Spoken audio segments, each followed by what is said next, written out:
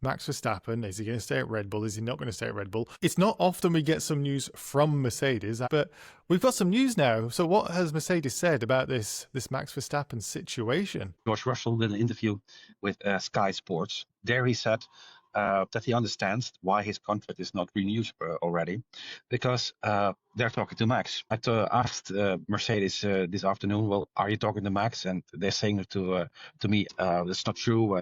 He was just answering the question. But later there was the press conference with Toto Wolff, the team boss, and he got the questions about Max also. And well, he didn't confirm that he's in negotiation with Max, but he said we're exploring options for the future, and he left the door wide open for Max. I asked him, well, does that mean that you have a deadline for Max when he has to say, I'm going to do it or I'm not going to do it? Well, he said, well, it's not that far.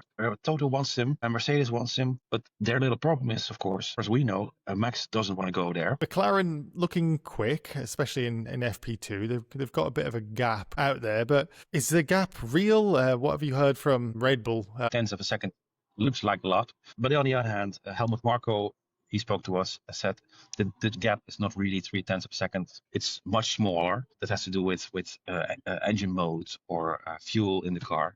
But he also said teams like Ferrari and Mercedes are also much closer to Red Bull again. So it could be in thousands. It's going to be a very interesting qualifying tomorrow with 4 teams going for pole. That's what Marco thinks. But on the other hand, I have to say that McLaren is, of course, the favorite. People hadn't heard of Alex before, a F2 championship leader at the moment. They certainly would have now. P4 in FP1 and on pace with Oscar Piastri. Yeah, that was very strange, to be honest. First half an hour, he was only doing short runs. Suddenly, he got red tires and he was flying. He was only 1/10 behind Piastri in 4th place. And he looks totally comfortable with his car. I felt this could be the hour that could really change his entire life. Is it the sort of thing that people will actually take notice? Well, definitely the teams will see it. Helmut was asked about him. Would you have contracted him? But he said we don't have any seats. And that's also the problem for Alex Dunn at the moment. There are no seats available. So if he wins the championship,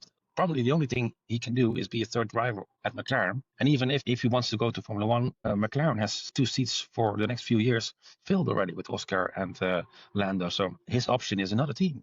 Depends on what McLaren wants to do.